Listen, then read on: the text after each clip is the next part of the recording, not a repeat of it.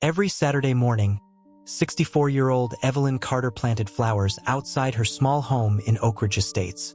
Her late husband had loved roses, and after he passed, tending the garden became her way of keeping him close. Neighbors waved when they passed. Kids stopped by for lemonade. Evelyn knew everyone's birthdays. Everyone except Barbara Whitmore. Barbara ran the neighborhood HOA like a sheriff with a clipboard. She measured grass length, counted trash bins, and somehow always found violations at black-owned homes. "Morning, Miss Evelyn," neighbor Mrs. Jenkins whispered one day. "Barbara gave me a warning for my porch chairs again." Evelyn shook her head. Funny how certain folks get watched harder.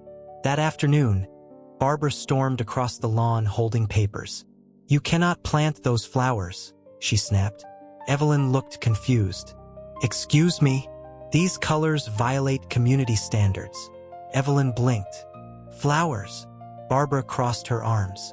"You people always think rules don't apply." The words landed heavy.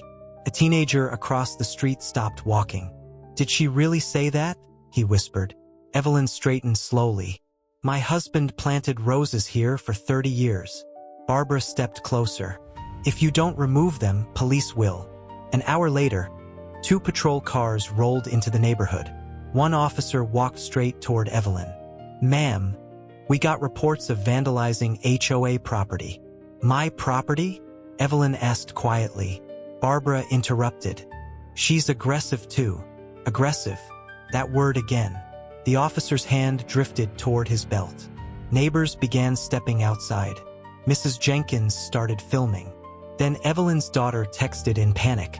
"Mom, your video is already spreading online." Evelyn looked around at strangers staring from porches she once felt safe near. And for the first time since losing her husband, home no longer felt like home. By sunrise, the neighborhood had become internet famous. HOA calls cops on elderly black woman for flowers. Million watched. Some defended Barbara. Rules are rules. But others saw something uglier. "She fined my dad for parking but ignored white neighbors," one resident commented. Another wrote, "She's targeted black families for years." News vans appeared outside Oak Ridge Estates before breakfast. Barbara smiled for cameras. "This has nothing to do with race," she said. "We simply protect standards." Inside her kitchen, Evelyn sat quietly holding coffee gone cold. Her daughter Monica paced. "Mom, we're fighting this." But Evelyn looked tired. "I buried your father," she whispered. "I ain't got energy left for battles." Then came the twist. Mrs. Jenkins knocked urgently. "You need to see this." Hidden doorbell footage. Barbara stood outside Evelyn's yard the night before. She was removing HOA notices from white neighbors' mailboxes while placing multiple violations into Evelyn's. Then came worse. Audio caught Barbara laughing. "If they move out, property values go up." The room went silent. Monica looked furious. "Oh no," she said softly. She messed with the wrong family. Because Monica's older brother? Civil rights attorney Marcus Carter. And he was already driving home. The HOA hearing felt more like a trial. Barbara sat confidently beside attorneys. "We maintain community harmony," she said smoothly. Evelyn lowered her eyes. Old memories returned. Being followed in stores. Denied mortgages. Called too loud for simply speaking. Marcus leaned toward her. "Mom," he whispered. "Look at me." She did. "You ain't fighting alone." Outside, church members held signs. "Let Evelyn garden." "Stop HOA discrimination." Inside, Barbara presented photos of flowers like evidence in a crime case. Then Marcus stood. "Funny thing about evidence," he said calmly. He pressed play. Barbara's voice echoed through speakers. "If they move out, property values go up." The room froze. Then doorbell footage appeared. Barbara selectively targeting black homes. Deleting complaints from white residents. Even police officers exchanged looks. Barbara suddenly looked smaller. "That's taken out of context," she stammered. Marcus raised another file.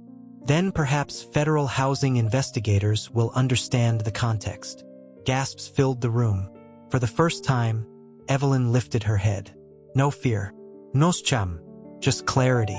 I planted flowers, she said quietly. You treated me like a criminal. Her voice cracked. But I'm done apologizing for existing peacefully. Several residents stood clapping. Others looked ashamed. And suddenly, Barbara realized the crowd she controlled no longer stood behind her. 2 weeks later, Oak Ridge Estates held an emergency meeting. Barbara resigned before investigations began. The HOA faced discrimination complaints from over 20 families. Police publicly admitted the call should have been handled differently. One officer even visited Evelyn personally. We saw conflict, he admitted quietly. We didn't see bias. Evelyn nodded slowly. Bias don't always announce itself. The city later dissolved several HOA policies targeting property appearance. Barbara moved away quietly. No goodbye. No epalegi. Just silence. But Evelyn, she stayed. That spring, neighbors gathered in her yard. Black families, white families, children, church members. Together, they planted flowers across the street.